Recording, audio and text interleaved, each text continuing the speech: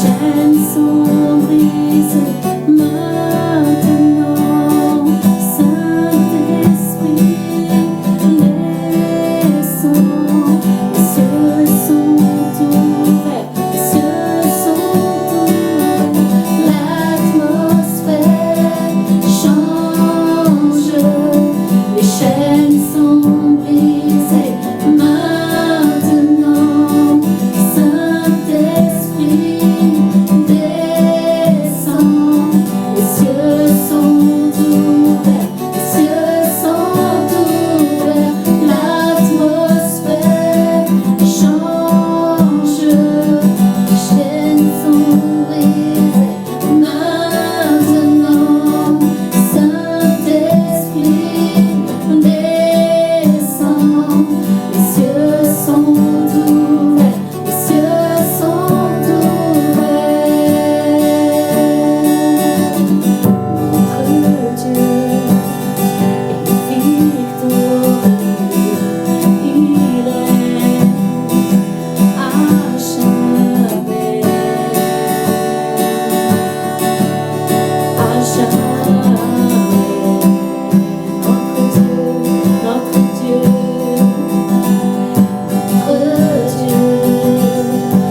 est victorieux, il règne à jamais. À jamais.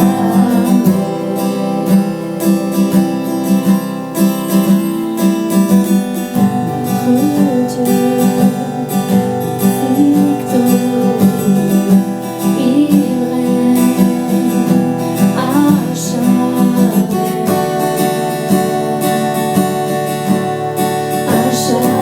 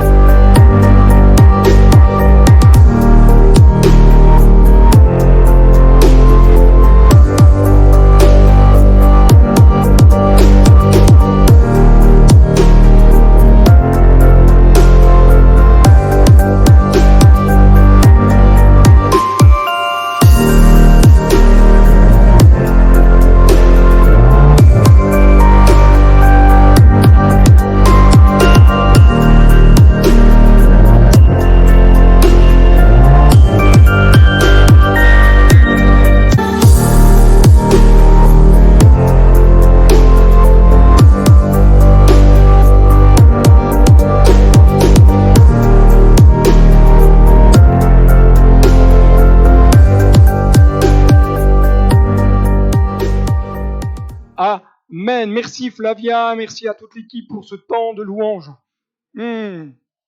Ça fait du bien. Amen. Ça fait du bien de louer Dieu. Ça fait du bien de chanter avec les anges. Amen. Moi, j'aime chanter avec les anges parce qu'ils chantent juste. Et même moi, si je chante faux, le Seigneur remet tout dans le bon ordre là-haut. Alléluia.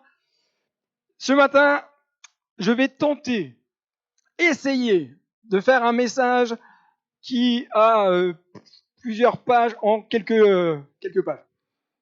Parce que c'est un texte qui est tellement profond, tellement important, qu'il est difficile de le zapper comme ça d'une manière presque trop rapide, dire ok, voilà, on a prêché, alléluia, tout le monde est content, mais sans s'arrêter sur des bases. On continue cette série ensemble, Ecclésiaste, série de donc l'Église, et on voit ce matin le deuxième volet de la sous-thématique « Bâtir avec et non pas sans ». Ceux qui étaient là la semaine dernière, ou ceux peut-être qui ont regardé le message qui était mis en ligne, est-ce que vous savez de quoi on a parlé la semaine dernière? Me dites pas la parole de Dieu, là. Bon, on a parlé de quoi? De l'église locale. Amen. Merci Clémence. Heureusement que tu es là. Et quoi encore? On a parlé de quoi la semaine dernière? Les différents organes, les différents membres. Ouais, l'unité du corps. Amen. Petite interrogation surprise. Hein. Vous aimez ça, les interros? Moi, j'aimais pas ça. Hein. En plus, ils étaient surprises. Moi, il n'y a que les cadeaux que j'aime que ça soit une surprise, mais pas les interros. Ce matin, je voudrais qu'on puisse voir le deuxième volet. Et la semaine dernière, nous avons vu ce texte ensemble. Je vais encore vous montrer une voie par excellence. Paul s'adresse à l'église de Corinthe. Corinthe, c'est une église, jeune église, qui vit des choses extraordinaires avec Dieu. Vit des manifestations de la puissance de Dieu. Vit l'exercice des dons spirituels au sein de l'église. Amen. Est-ce que Dieu a changé? Est-ce que Dieu parle encore par les 9 dons spirituels qu'il y a dans le livre de Corinthiens? Amen? D'accord. Ok. Vous viendrez me voir quand même. Peut-être qu'il y a peut-être plus que des bases à revoir. Hein. La suite du chapitre 12 que nous avons regardé ensemble la semaine dernière, notamment nous avons parlé du corps de Christ, les différents membres, l'utilité des membres, etc., laisse place au chapitre. Après le chapitre 12, il y a le chapitre 13. Est-ce que moi j'aime bien la parole de Dieu parce qu'il y a des choses, parfois on passe juste à côté. C'est juste de comprendre qu'entre le chapitre 12 et le chapitre 14, il y a le chapitre 13. Chapitre 12 nous parle des dons spirituels, chapitre 14 nous parle des dons spirituels, et le chapitre 13 nous parle de Amen. Et ce que j'aime bien, c'est que Paul est en train de dire, en fin de compte, si tu n'as que le chapitre 12 et le chapitre 14, il y a quelque chose qui ne va pas aller. Mais il faut le chapitre 13, le chapitre de l'amour. Et il est intéressant de s'arrêter sur ce chapitre pour comprendre que pourquoi Paul va communiquer à l'église de Corinthe toute une série de réflexions au travers de ce chapitre 13. Pourquoi? Parce que ce chapitre a été écrit, à mon sens, pour que nous puissions bâtir l'église avec l'amour et non pas sans l'amour. Vous pourrez me dire tout ce que vous voulez, s'il n'y a pas l'amour, ça sert à rien. L'amour, c'est le 3e pied de la chaise, des chaises à 3 pieds. Mais ça, on le verra plus tard. S'il n'y a pas l'amour, ça ne sert à rien. Parce que notre vie, nous pouvons la bâtir de 2 manières. À vous de choisir. Avec un bon fondement ou avec un mauvais fondement. Et cela va vous appartenir. C'est à vous de prendre la décision ce matin de dire je vais bâtir sur un bon fondement ou je continue de bâtir ma vie sur le fondement qui m'intéresse. De la même manière, je peux bâtir l'église sur un bon fondement ou sur un mauvais fondement. Aujourd'hui, on est dans une ère du numérique. Vous êtes d'accord avec moi? Je pense que vous êtes réveillés ce matin comme moi. Vous savez qu'il y a l'ère du numérique qui existe. Et personnellement, moi, je suis un pro à l'ère du numérique. Je suis un fanat de technologie, etc. Mais bon, qu'est-ce que vous voulez? Vous pouvez prier pour moi. Alléluia. Mais parce que pour moi, c'est un des moyens. C'est pas c'est un des moyens que Dieu utilise pour véhiculer le message de l'évangile. Et pourquoi personnellement je suis pour cette technologie? Parce qu'aujourd'hui, si nous n'allons pas sur le numérique pour véhiculer de bonnes choses, le diable, lui, s'en charge. Et il s'en charge même très bien.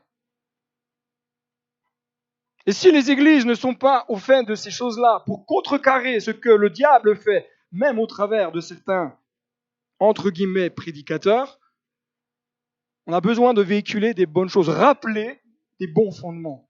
On ne parle pas de dire, voilà, on est parfait, donc regardez-nous si on a la meilleure chaîne. Non, c'est pas cela. Mais c'est juste de dire, Seigneur, voilà, tu nous donnes des moyens, des outils. Donne-nous la sagesse de les utiliser pour ton royaume. Et non pas d'être asservi par les outils. De la même manière, nous pouvons bâtir nos vies sur de deux fondements. Et pour moi, et je sais que pour vous également, il n'y a pas de mixage possible. C'est-à-dire, on ne peut pas faire de compromis dans la vie. On ne peut pas dire, je suis assis, un pied dans le monde et un pied dans l'église. Je ne peux pas être assis dans de bonnes doctrines et assis avec de mauvaises doctrines. Je ne peux pas être assis avec des mauvais raisonnements et des bons fondements. Ça n'existe pas. Soit tu es 100% pour l'un ou 100% pour l'autre. Mais si tu es entre les deux, c'est que tu es du mauvais côté. Que tu as juste besoin peut-être de réaliser et de comprendre quelle est ta place d'enfant de Dieu dans son royaume. Je parle pas, et comprenez-moi bien, je parle pas de ta place dans l'église. Parce que beaucoup, quand ils voient l'église, ils voient le bâtiment. Mais l'église, c'est quand vous êtes venus ce matin. Vous êtes l'église. En fin de compte, c'est l'église se rassemble en un lieu pour glorifier Dieu. Je ne vais pas à l'église pour louer Dieu.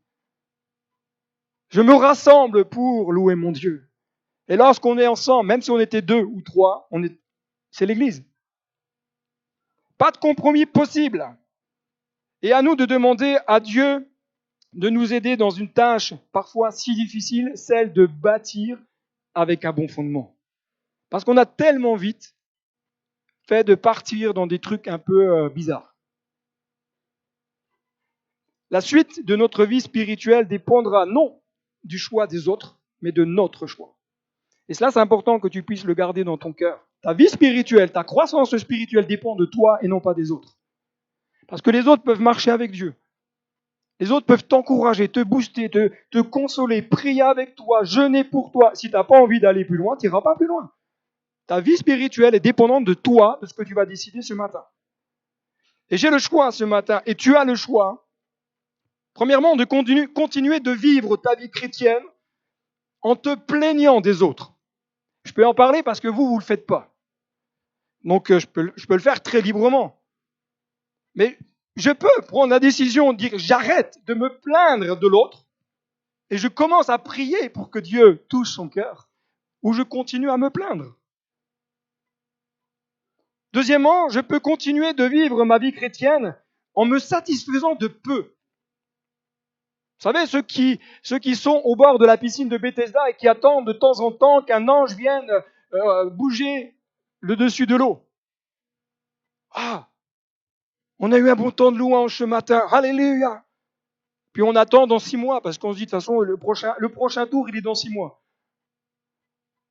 On peut se satisfaire de peu dans la vie spirituelle, on peut commencer à dire, Seigneur, mais moi je veux plus que des miettes. Je veux davantage de toi, je veux plus de toi. Et la bonne nouvelle, mon frère, ma sœur, c'est que Dieu veut te donner plus. La deuxième bonne nouvelle, c'est que si tu veux plus, il faut que tu payes le prix. C'est bizarre parce que là, le Amen, il est Amen. Tu peux prendre la décision ce matin de rester dans tes difficultés personnelles. Il y en a que j'ai l'impression qu'ils aiment bien être dans la difficulté. C'est étonnant, ils aiment bien dire « Oh là là, c'est difficile, j'ai du mal, c'est dur, aïe. » Et quand on leur dit « Mais Dieu répond à la prière, vas-y, combat, lutte, cherche ça. » Oui, t'as raison, mais aïe. On se plaît dans nos difficultés. Ou alors, tu peux commencer à dire ce matin, Seigneur, je vais faire face à ma difficulté et je vais remporter la victoire. Amen. Et la bonne nouvelle, c'est que tu vas remporter la victoire. Parce que Christ a remporté la victoire. Amen. Troisièmement, tu peux continuer de voir juste les besoins de l'Église. De les voir, tout simplement. Et de dire, ok, il y a des besoins. Mais jamais t'engager avec Dieu. Tu peux. Excusez-moi. Hein. Tu peux regarder les besoins de l'Église et pourtant, ce que Dieu veut faire dans son œuvre, c'est avec toi, c'est pas avec les autres. Jésus va dire à Pierre, qu'importe, toi, suis-moi. Oui, mais Seigneur, regarde Jean, à quoi tu l'appelles? Quel est son ministère? Quel est le rayonnement qu'il va avoir? Mais qu'importe, toi, suis-moi. Nous avons parlé de la comparaison la semaine dernière. Pierre était dans la comparaison avec Jean. Il y avait comme une dualité, excusez-moi si je le dis comme cela, ça va peut-être vous choquer, mais une dualité de mal. Les mecs ensemble, waouh, Vous mettez deux mecs ensemble dans la même pièce, ça y est, il y a une dualité, ils sont en combat. C'est savoir qui est le plus fort, qui est le meilleur, qui est le plus grand. Jésus dit, mais qu'importe, toi, suis-moi. Si Jean est appelé à rayonner et que toi, t'es appelé à rayonner juste d'un point de vue local, qu'importe, toi, suis-moi. Mais ça, je sais que c'est pas facile et que nous devons tous veiller à cela. Le vase ne peut être rempli que lorsque ce dernier est vide. Vous savez que nous sommes tous des vases? Amen. Mais souvent, on dit, Seigneur, viens remplir ma vie, viens remplir mon âme, mon existence. Mais Dieu ne peut pas remplir parce que tu es déjà plein. Tu es déjà plein d'un tas de choses qui ne sont pas forcément du ciel. Je ne dis pas forcément qu'elles sont mauvaises. Mais des fois, on est rempli de tracasseries, on est rempli de nos problèmes, on est rempli de nos difficultés. Mais Dieu peut pas te remplir. Si Dieu veut te remplir, oui, mais il veut te remplir, alors il faut que tu te vides. Que tu déverses ton âme devant Dieu. Et c'est un principe spirituel. Que Dieu ne peut pas remplir un vase qui est déjà plein. Nous sommes invités à déverser notre cœur devant le Dieu des cieux. Nous sommes invités à humilier nos âmes. Dis Seigneur, je répands mon âme devant toi. Parce que ce qui vient en moi de l'extérieur n'est pas forcément bon. Ce qui est bon, c'est ce qui vient du ciel. Et si je veux avoir un impact dans ma vie, si je veux avoir un impact dans mon foyer, si je veux avoir un impact dans mon job, si je veux avoir un impact dans l'église, il faut être rempli du ciel. Tant que tu es rempli des choses de ce monde, tu n'auras pas d'impact. Si tu veux avoir de l'impact, commence à répandre ton âme. Nous sommes appelés à être des vases remplis de Dieu, des vases remplis de son esprit, des vases remplis de sa puissance, mais, je l'ai mis en gras et surligné exprès, mais uniquement dans la vérité et dans la sainteté. S'il n'y a pas de vérité, pas de sainteté, je ne sais pas ce qui remplit ton âme. La base, elle est là. Cherche la vérité et la vérité t'affranchira. Cherche la sainteté. Je ne parle pas de légalisme. Je ne parle pas de légalisme. Cherchez à plaire à Dieu. Cherchez à se séparer de ce qui ne glorifie pas Dieu dans nos vies. Et ça, c'est entre toi et Dieu. C'est même pas entre toi et ton pasteur. C'est entre toi et Dieu. Paul continue, quand je parlerai les langues des hommes et des anges, si je n'ai pas la charité ou l'amour, je suis un airain qui résonne, une cymbale qui retentit.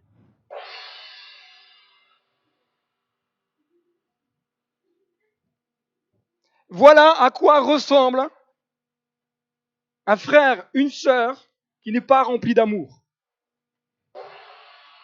Ça résonne, hein? C'est presque le...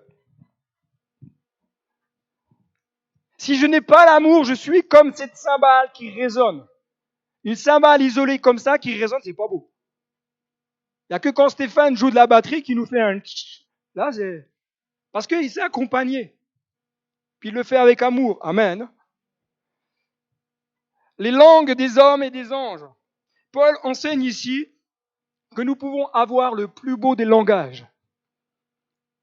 Vous savez, parfois dans les églises, alors ce qui est assez étonnant, c'est que vous savez qu'on parle de patois de Canaan, le langage évangélique.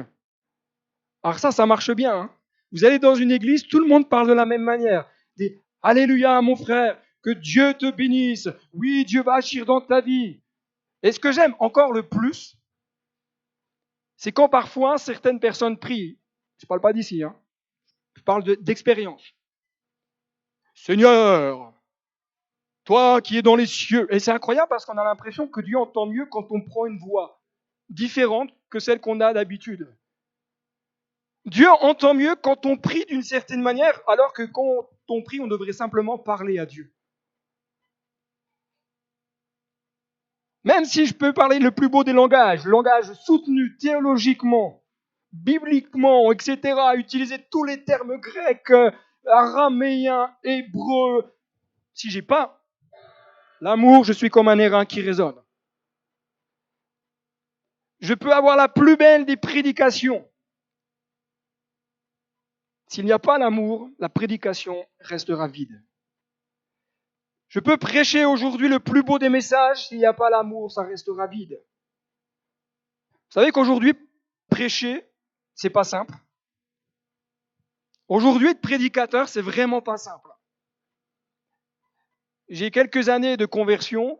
Je peux vous dire qu'entre le début de ma conversion et aujourd'hui, je vois l'évolution du monde chrétien. Et c'est pas simple. Parce qu'aujourd'hui, dans les églises, on n'aime pas trop les discours qui dérangent. On n'aime pas trop les prédications qui viennent un peu nous titiller, nous bousculer. On n'aime pas trop que le pasteur jette des pavés dans la mare. On aime bien que le pasteur dise « Le Seigneur va te bénir. Dieu t'aime d'un amour éternel. » On a presque même l'impression, si on mettait une petite musique romancière, là, comme ça, vous voyez. Et puis il y a quelqu'un qui jette des pétales. Oui, tu verras, Dieu va agir dans ta vie. Mais quand on dit « Mais hey, Dieu veut agir, oui, mais regarde, dans ta vie, il y a besoin de ça, de ça et de ça. » Parce que beaucoup aujourd'hui veulent entendre des paroles d'encouragement, mais pas entendre les exigences de Dieu. Beaucoup aujourd'hui veulent entendre parler de bénédiction, mais pas de la consécration. Moi, je me consacre que le lundi et le mardi. Mais ta consécration, c'est du lundi au dimanche. Je suis sûr que dans une journée, il y a un moment donné où tu vas consacrer du temps à Dieu. Dans un domaine que Dieu a placé sur ton cœur. Mais aujourd'hui, ah oui, mais j'ai mon job. Oui, mais pasteur, tu comprends pas, moi samedi, j'ai poney aquatique. J'ai mon agenda, il est complètement blindé. Je vais au Burger King le lundi, je vais au McDo le mardi, j'ai pas le temps. Aujourd'hui, on veut entendre parler de bénédiction, mais pas de consécration. On veut entendre parler de prospérité, mais on veut pas entendre parler de l'abandon du péché. Ah, on veut bien que Dieu nous fasse grandir, on veut bien que Dieu nous donne des richesses. Alléluia. On prie, dit Seigneur, celui qui marche avec toi, il est béni. Alors béni, donne-moi une Ferrari rouge ou une jaune, qu'importe la couleur. Mais quand Dieu te dit, mais tu veux être béni, abandonne ton péché, Seigneur, donne-moi une Ferrari. Prêcher la moitié de la parole de Dieu, ce n'est pas aimer. Prêcher la moitié de la vérité, c'est prêcher avec un cœur humain. Mais prêcher dans la vérité, c'est prêcher avec la passion qui anime le cœur de Dieu. Et je prie pour moi-même. Et vous allez prier pour moi que les prédicateurs restent dans la vérité. Et qui prêchent toujours avec la même passion, avec le même zèle, avec la même ardeur. Vous savez, je peux exercer les 9 dons spirituels. Ce qui n'est pas le cas, mais imaginons. Je peux exercer les 9 dons spirituels. S'il n'y a pas l'amour, ça ne sert à rien. Et quand j'aurai le don de prophétie, la science de tous les mystères et toute la connaissance, quand j'aurai même toute la foi jusqu'à transporter les montagnes, si je n'ai pas la charité, je ne suis rien. Et quand je distribuerai tous mes biens pour la nourriture des pauvres, quand je livrerai même mon corps pour être brûlé, si je n'ai pas la charité, cela ne me sert de rien. Juste une parenthèse, nous ne devons pas nous servir de ce texte pour dire que la théologie biblique et la science naturelle ne servent à rien. Oui, mais moi je compte sur la révélation de Dieu. C'est bien, alléluia, moi aussi. Moi aussi. Mais il y a des hommes qui ont simplement 15 étages au cerveau, qui ont juste travaillé. Des théologiens, des hommes, des femmes même, théologiennes, qui ont de la valeur. Et c'est enrichissant. C'est enrichissant. La science même me parle de l'existence de Dieu. La science me parle de l'existence de Dieu. Mais toute la théologie biblique, toute la science humaine, s'il n'y a pas l'amour, ça ne sert à rien. Parce que la théologie biblique et la science naturelle doivent m'amener à quoi? À chercher Dieu. Doivent m'amener à découvrir qui est Dieu plus profondément, davantage. Malheureusement, c'est quand on se convertit, quand on donne notre cœur à Dieu, on dit « Alléluia, je suis sauvé » et c'est vrai. Au bout de 10 ans, c'est « Alléluia, je suis sauvé ». Mais qu'est-ce que tu connais de Dieu davantage? Mais Alléluia, je suis sauvé.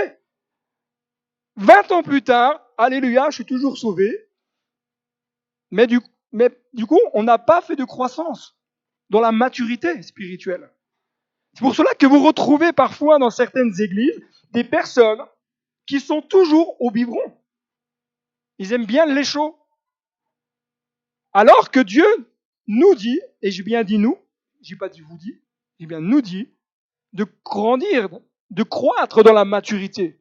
Et la maturité, elle doit être une croissance théologique, biblique, mais également, elle va nous amener à découvrir qui est Dieu au travers de la science. Ce qui est marquant, c'est ce que va dire Paul. Si je n'ai pas la charité, je ne suis rien. Et le mot rien dans le grec, oudes, nous dit quelque part, littéralement, c'est invalidé. Si je n'ai pas l'amour, c'est invalidé par Dieu. Et l'emphase est mis, notamment dans ce texte, quand vous relisez bien le texte, l'emphase est mise sur deux éléments. Tout d'abord, elle est mise sur la gravité de l'absence d'amour dans l'exercice des dons spirituels et l'absence d'amour dans le bien que nous pourrions faire autour de nous. Aujourd'hui, on veut bien faire du bien, mais déjà soi-même. Les autres, après, on verra. S'il n'y a pas d'amour, c'est invalidé par Dieu.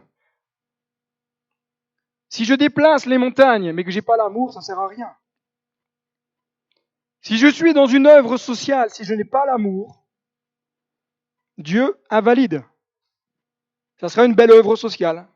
Et il y a des belles œuvres sociales aujourd'hui dans notre société. Et je crois qu'il y a même des personnes, même non-croyantes, qui le font avec amour. Ils le font avec un cœur, ils le font avec tout leur zèle, toute leur tripe. Ils sont émus, ils pleurent sur des situations. Mais combien le font parce que voilà, c'est une action sociale. Et la question que j'aimerais vous poser, c'est avec quel cœur, enfin, je me pose, mais vous allez vous poser à vous-même, avec quel cœur j'accomplis ce que je fais? C'est ça la question qu'il faut se poser en réalité. Avec quel cœur j'accomplis ce que je fais? Lorsque je partage un don spirituel, avec quel cœur je le fais? Qu'est-ce qui m'anime pour partager un don spirituel? Est-ce que ça m'anime parce que je veux régler mes comptes? Est-ce que ce qui m'anime, c'est parce que je veux regardez-moi, moi je prophétise, j'ai un don de sagesse, j'ai le don de la connaissance. Regarde, écoutez-moi. Ou est-ce que simplement je dis, moi Seigneur, je suis juste le vase qui communique ce que toi tu donnes. Je transmets, c'est tout. Et je dois bien rester dans cette position d'être le vase qui communique. Je peux faire des plus grands sacrifices du monde, si je n'ai pas l'amour, ça sert à rien. Et Paul continue en donnant les caractéristiques de l'amour dans le chapitre 13. Et c'est là que c'est intéressant et qu'on va s'arrêter ensemble.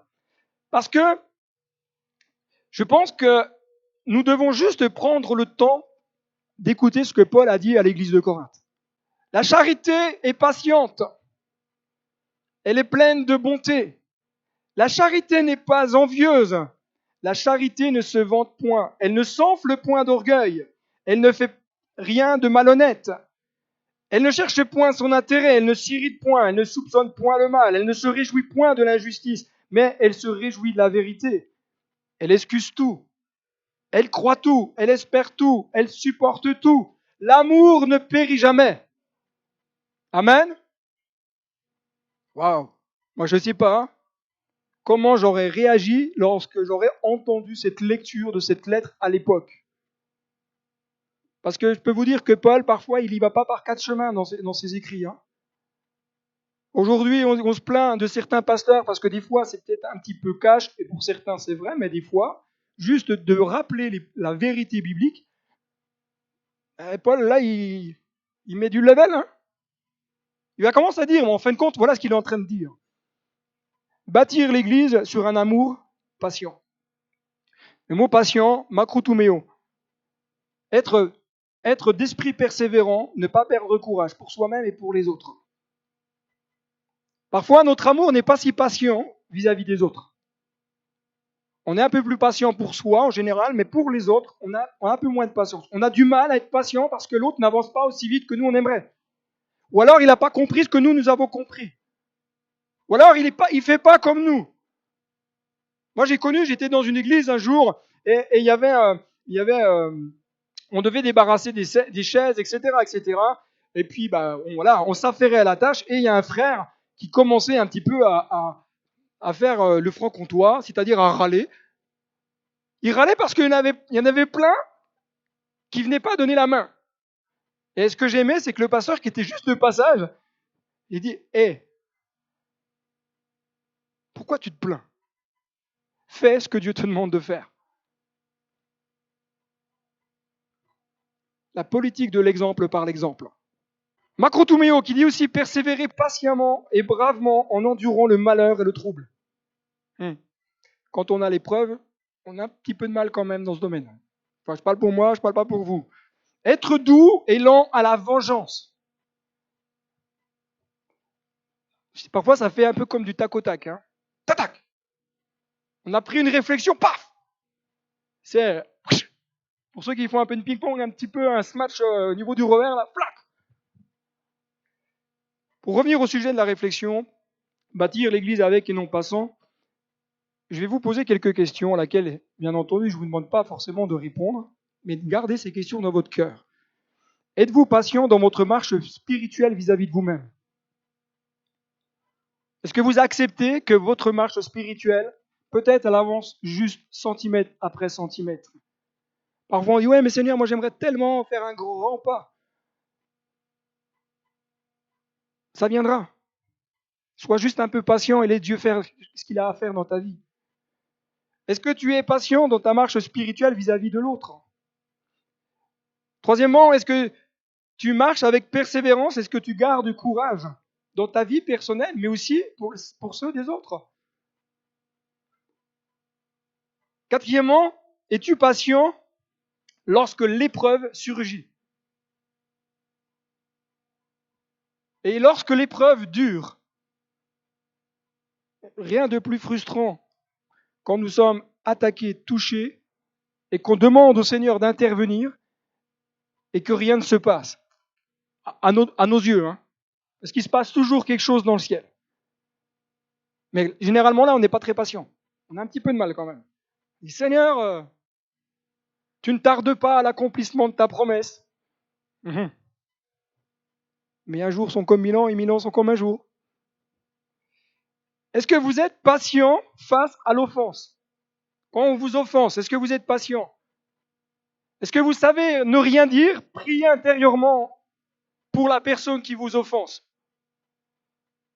Moi, je peux vous dire personnellement, je prie pour cela, pour être patient. Paul continue en disant bâtir l'Église sur un amour plein de bonté. Et la bonté, Christeuomai, c'est voilà, à peu près comme ça, c'est dit se sont montrés doux et être aimable et user de bonté. Et être vrai, ce n'est pas être dur. Je peux être vrai et plein d'amour. Mais aujourd'hui, on dit, ouais, non, mais là, il faut être vrai. Alors moi, je te dis les choses. Fla! Moi, je connais des personnes comme ça. Quand elles vous disent les choses avec vérité, c'est comme si elles avaient pris une épée. Ah, mais je t'aime, hein, mais je te dis les choses avec vérité. Dire les choses avec vérité, c'est les dire avec amour. On peut être vrai, mais on doit manifester de l'amour. Parce que l'amour va aider l'autre à progresser. On va peut-être lui dire, écoute mon frère, ma soeur, là tu fais telle chose, c'est pas bon. Et on va lui partager parce que notre cœur l'aime et parce que notre cœur désire que Dieu produise dans son cœur un changement. Et on va manifester cet amour. C'est pas une parole de jugement, être vrai. Aujourd'hui, presque, on est dans la loi des Mèdes et des Perses. T'as péché, voilà. Waouh. L'amour se manifeste dans la douceur de nos conversations, de nos échanges. Avec la douceur, on construit. Avec la dureté, on détruit. Vous voulez bâtir comment? Vous voulez bâtir ou détruire? Posez-vous juste la question. Dis Seigneur, dans mon quotidien, dans ma manière d'être, dans ma manière de dire les choses, dans ma manière de me comporter, est-ce que je bâtis ou est-ce que je détruis? Et ça, c'est une question entre vous et Dieu. Hein. Moi, je me la pose. Hein. Paul continue en disant bâtir l'Église sur un amour qui n'est pas envieux. Envieux, zélo. C'est-à-dire bouillir d'envie, de haine et de colère. Waouh. Paul, il y va à fond, là. Et lorsque nous sommes blessés, il y a un piège dans lequel nous tombons tous. c'est de garder en nous des sentiments qui ne sont pas ceux de Dieu. On m'a blessé, alors je t'explique pas, attends la sortie, tu vas voir comment ça va se passer. Et si je t'ai pas vu à la sortie, je t'attendrai à l'entrée ou au prochain culte. Parce qu'il y a des choses qui vont bouillir en nous, mais le problème, c'est qu'on les laisse bouillir. On les laisse germer en nous et on nourrit de la haine spirituelle, parce qu'on est spirituel. On va nourrir en nous de la colère. Oui, mais Jésus s'est mis en colère quand il est rentré dans le temple. Parfois, on me sort des textes, je me dis, mais Seigneur, c'est incroyable comment on peut servir des textes pour nous arranger. Le risque, le problème, c'est qu'on va nourrir des choses qui ne sont pas justes. La colère est un sentiment naturel. Vous êtes d'accord avec moi? Parfois, on a un peu de mal à comprendre avec ça. Parce que certains disent, mais je suis en colère, ça y est, j'ai péché. Non, tu n'as pas péché, c'est naturel, c'est ton sentiment. Ce qui est plus grave, c'est si tu laisses ta colère et que tu ne la maîtrises pas. Tu n'as pas péché parce que tu es en colère. Tu pêches lorsque tu laisses jaillir ta colère et que tu vas dire des choses que tu ne devrais pas. Ou faire voler des assiettes. Je joue au frisbee avec ma femme. C'est ça qu'il ne faut pas. La colère, c'est un sentiment naturel. Mais l'amour de Dieu est pour son Église, pour les frères et sœurs, doit nous amener à ne pas nous laisser envahir par la colère, à ne pas nous laisser envahir par la rancœur, à ne pas nous laisser envahir par l'envie, par l'amertume. Il y a un mot aujourd'hui qu'on n'aime pas trop entendre dans les églises, c'est la réconciliation. On veut bien que les autres viennent se réconcilier avec nous, mais nous, on a du mal à aller se réconcilier avec les autres. Parce que ça nous demande de l'humilité d'aller voir l'autre et dire, écoute, là, j'ai peut-être fait une boulette quand même. Bâtir l'Église avec un amour qui ne se vante pas. En fin de compte, c'est un amour qui va se glorifier, la vantardise. C'est un affichage de soi en employant un embellissement rhétorique pour se vanter avec excès. Voici ce que certains disent au niveau de la psychologie. Si vous aimez un petit peu la psychologie, donc vous allez aimer ce que j'ai récupéré. La vantardise est, en psychologie, l'habitude de se glorifier avec excès de ses qualités ou de ses actions. Et il y en a plein comme ça dans le monde. Il y en a plein qui se vantent avec excès de ce qu'ils font. Regardez comme je suis le meilleur. Regardez, moi tout ce que je fais, ça marche. On se vante. Et j'aimerais te dire que ce que tu as reçu, c'est une grâce de Dieu. Et alléluia si ça marche. Et alléluia si ça porte du fruit. Mais c'est Dieu qui doit être glorifié. Toi, tu es juste l'instrument non indispensable entre les mains de Dieu. Si tu réussis, c'est pour Dieu. Si tu fais ce que tu fais et que ça fonctionne, eh bien gloire à Dieu. Paul dira, tout ce que vous faites, faites-le de bon cœur, comme pour le Seigneur. Je n'ai pas à me vanter de ce qui fonctionne.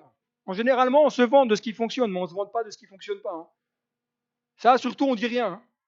Mais je n'ai pas à me vanter de ce qui fonctionne. Je n'ai pas à vanter que tout ce que je fais, ce qui n'est pas le cas, mais imaginons, mais tout ce que je peux faire, ça réussit. Je n'ai pas à me vanter de cela. Et on n'a pas à se vanter de quoi que ce soit.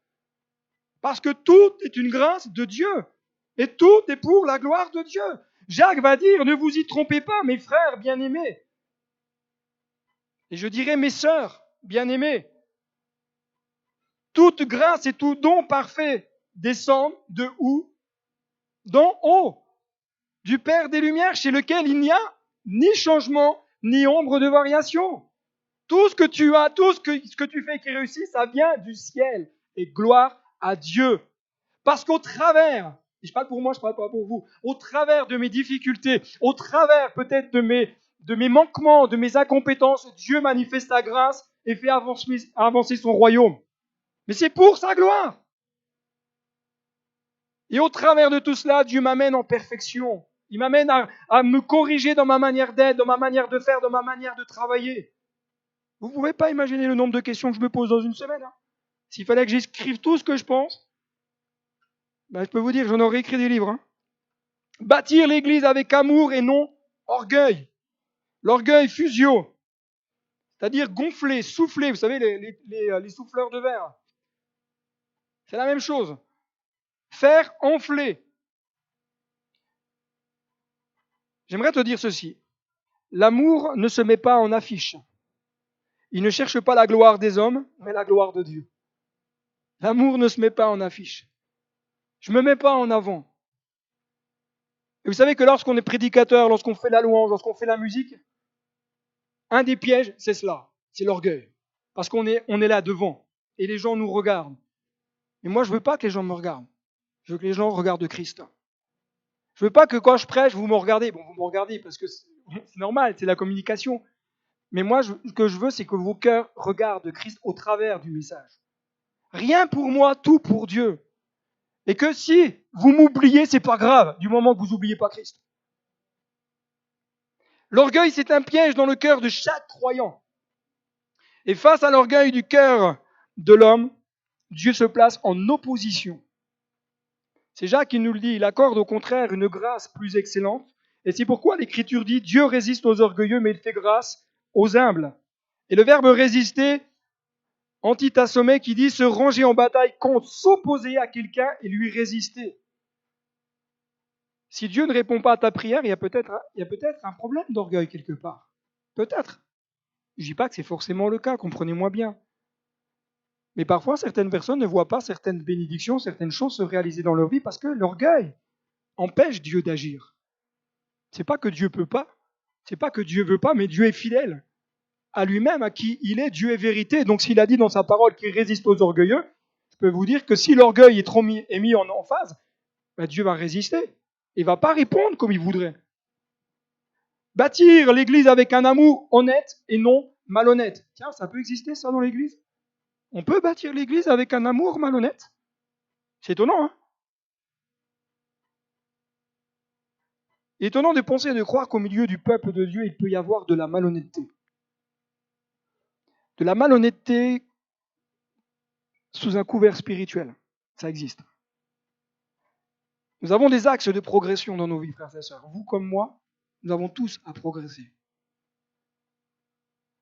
Mais plus nous serons imprégnés de l'amour de Dieu qui va nous emmener dans l'honnêteté de cœur vis-à-vis de Dieu et vis-à-vis des autres, nous verrons là l'avancement du royaume de Dieu. Parce que notre vie sera plus empreinte d'honnêteté, plus empreinte de cette sensibilité au cœur de Dieu, plus empreinte de cette direction, de cette manière de voir, de cette manière d'avancer avec Dieu. Paul continue de dire, mais bâtir l'Église pour Christ et non pas pour notre propre intérêt.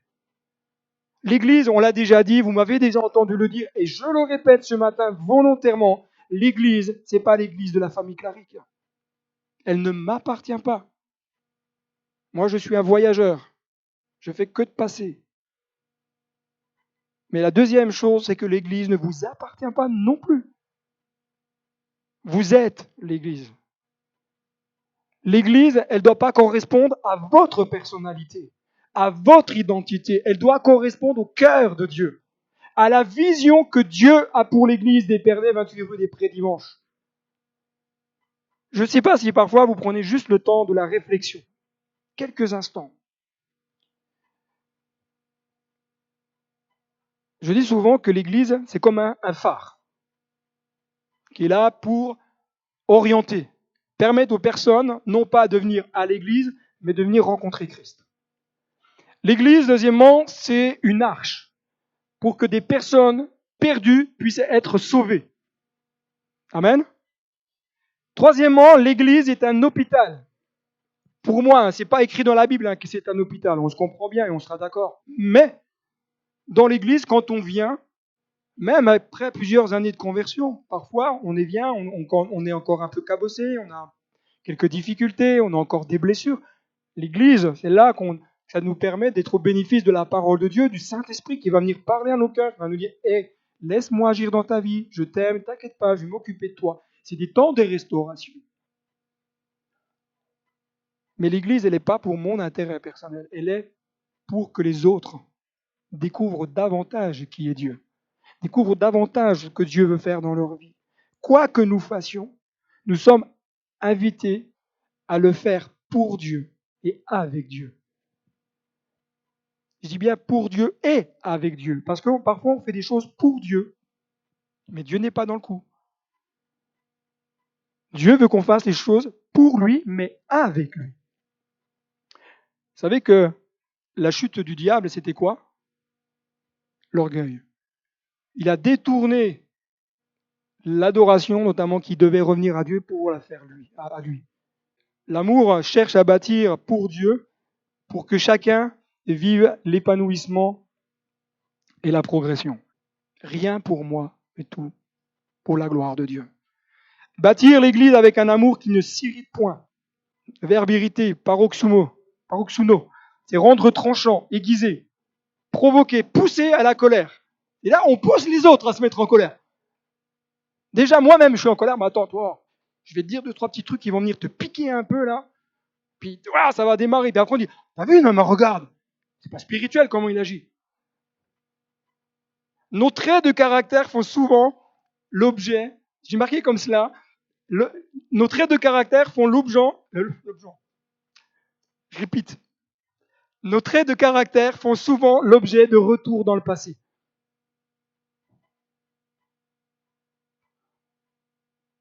Vous avez le droit de dire amen, hein, c'est vrai, hein? Non, c'est pas vous? Moi, combien de fois je me dis, Seigneur, ça me ramène dans le passé, je me dis, misère. Chasse le naturel et il revient au galop. Vous connaissez cet adage? Contre quoi ne devons-nous pas nous irriter en réalité? C'est ça la question qu'on doit se poser.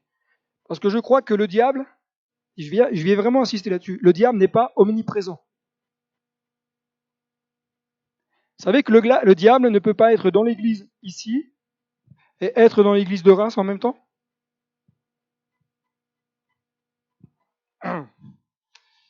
D'accord. On va peut-être faire un petit cours de théologie quand même un peu là. Les attributs de Dieu, vous savez ce que c'est les attributs de Dieu? Omniprésence, omnipotence, omniscience, etc., etc. Dieu est présent partout en même temps et en tout lieu. Là, il n'y a pas de problème. Il est capable d'être en Chine comme ici, au Québec. Alléluia pour les Québécois. Il est capable, parce que c'est Dieu. Mais le diable, non.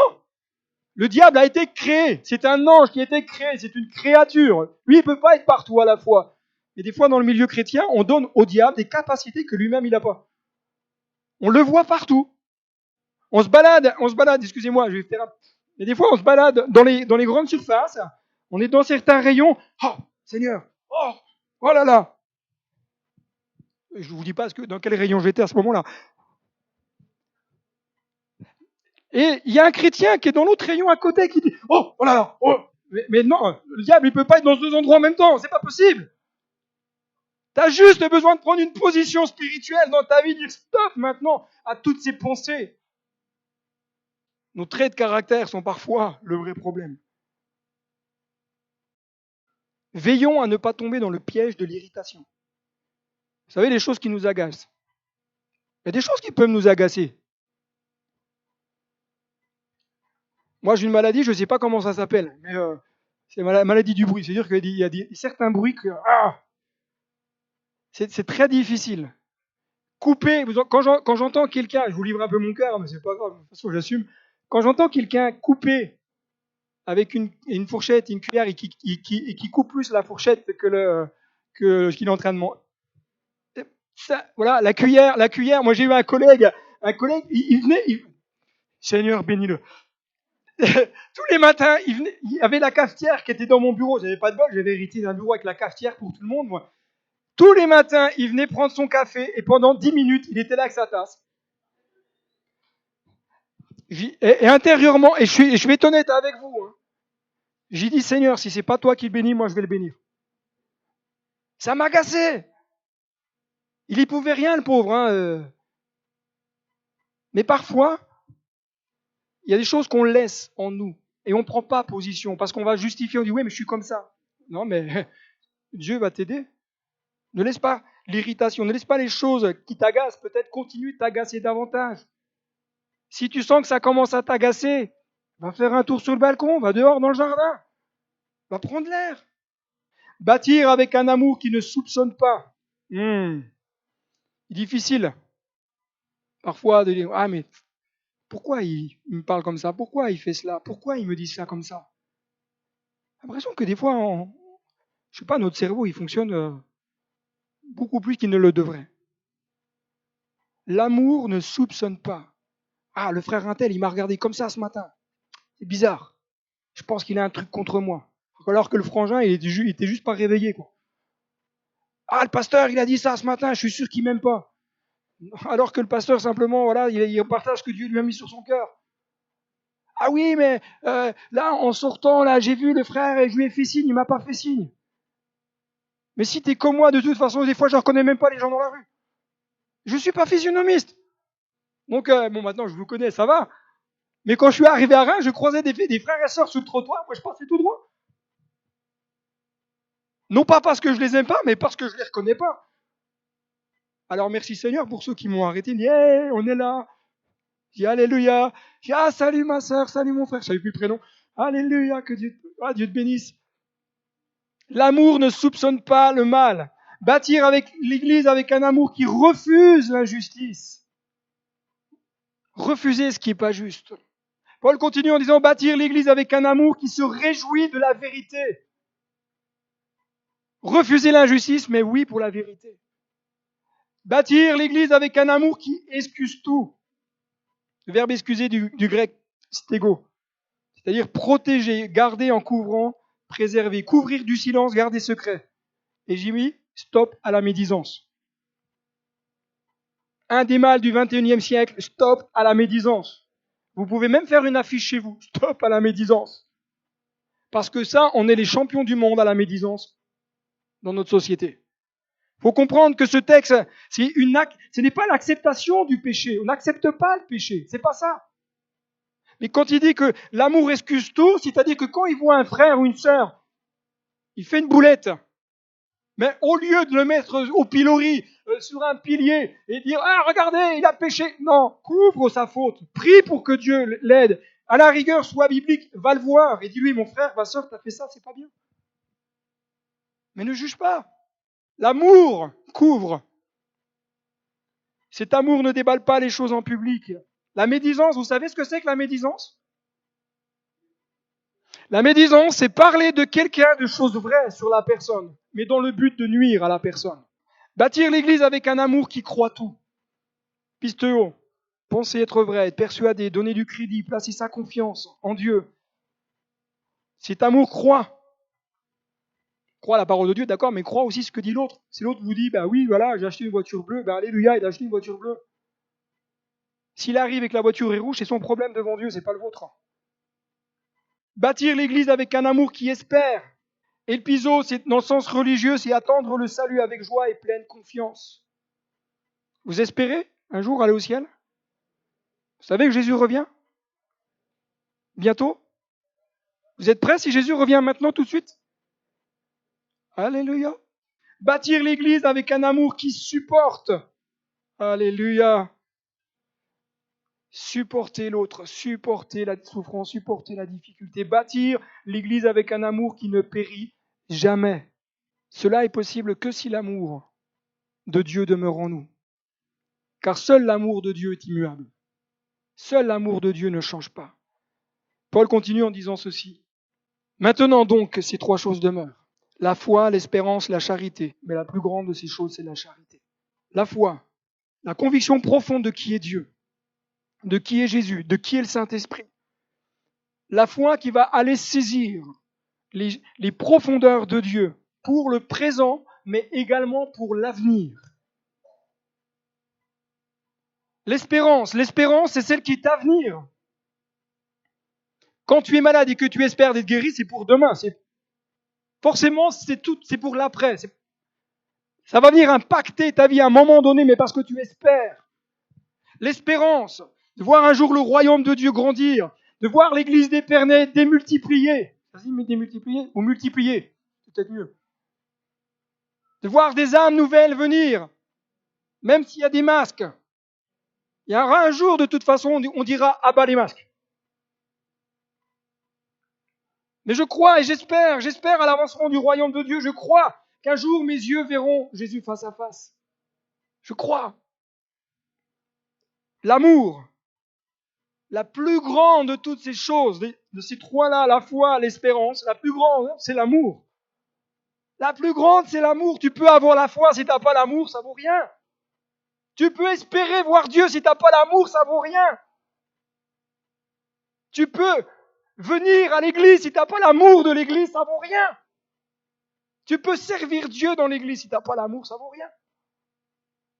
Pierre va dire, la fin de toutes ces choses est proche. Soyez donc sages et sobres pour vaquer à la prière. Avant tout, ayez les uns pour les autres un ardent amour, car l'amour couvre une multitude de péchés. Avant tout, ayez les uns pour les autres, pas ayez pour moi. Parce que peut-être certains ont peut-être une traduction un peu différente. Ayez pour moi de l'amour. Moi, je vous aime un peu moins, mais ayez pour moi de l'amour. Ayez les uns pour les autres. Galates chapitre 5, verset 13. Et je vais terminer sur 3 textes. Frères et sœurs, vous avez été appelés à la liberté. Seulement, ne faites pas de cette liberté un prétexte de vivre selon la chair. Mais rendez-vous par la charité, par l'amour, serviteurs des uns des autres. Car toute la loi, mais moi je suis plus sous la loi, je suis sous la grâce. Toute la loi est accomplie dans une seule parole. Dans celle-ci, tu aimeras ton prochain comme toi-même. Si vous vous mordez, vous dévorez les uns les autres. Prenez garde que vous ne soyez détruits les uns par les autres. Parfois dans nos églises, on dit ouais, mais c'est pas. Prends garde, pas les autres. Toi, prends garde. Si tu veux pas que ces choses-là arrivent, prends garde. Galates 6.2, portez les fardeaux les uns les autres et vous accomplirez ainsi la loi de Christ.